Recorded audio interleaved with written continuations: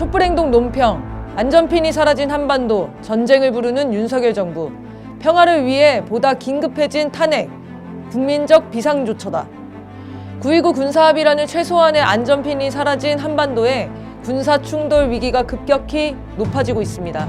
윤석열 정권의 합동참모본부가 북한의 서북 도서 포사격에 대응한다는 명목으로 지난 8일 지상과 동서해 해상에 적대행위 중지구역이 존재하지 않는다고 공식 선언하고 이 지역에서 사격 등 훈련을 실시할 것이라고 밝힌 것입니다. 군사적 충돌과 그로 인한 전쟁을 막아낼 완충지대나 상호 비상통제 시간 자체가 사라진다는 의미입니다. 한반도 전체가 매우 위험한 상태로 진입하고 있습니다. 이 발표의 시점 또한 주목됩니다. 김건희 특검에 대한 거부권을 행사한 지난 5일 낮 12시 2분과 12시 30분 두 차례 연평도에 주민 대피령을 내린 윤석열 정권이 거부권 정국을 잠재우기 위해 의도적으로 군사적 긴장을 조성한 것 아니냐는 비난이 제기되는 와중이었기 때문입니다.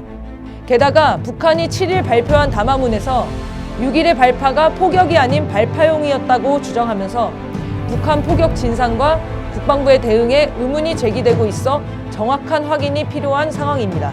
근거 없는 도발론에 따른 대응은 국민을 기만하고 국민 전체를 위험에 빠뜨리는 일이 되는 것은 물론입니다. 사실 북한의 포사격 내지 발파의 진실 여부를 떠나 이미 한반도 동서남해와 공중, 해상에서는 한국과 한미일의 전면적인 군사연습이 폭증하고 있는 상황이었습니다. 전쟁연습 일정표로도 이는 확인된 바 있으며 따라서 북한의 대응은 도발론의 근거가 되기 어렵습니다. 오히려 현재 정치적 위기에 몰린 윤석열 정권이 안보위기, 군사위기를 조성해 정권 위기를 넘어서려 하는 것이 아닌가 하는 의문이 더욱 증폭되고 있는 실정입니다.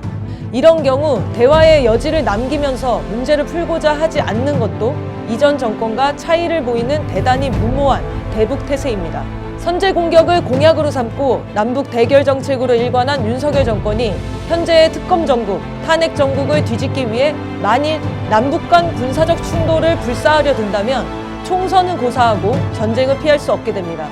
결과는 모두의 멸절입니다. 그럼에도 불구하고 궁지에 몰린 윤석열 정권이 그 어떤 불장난도 벌일 수 있어 한반도 정세는 자칫 돌이킬 수 없는 국면으로 들어갈 수 있습니다. 정치적 목적으로 벌이는 윤석열 정권의 무모한 남북 대결적 군사 행보를 막지 못한다면 한반도 전쟁은 현실이 됩니다. 윤석열 정권을 반드시 막아 세워야 합니다.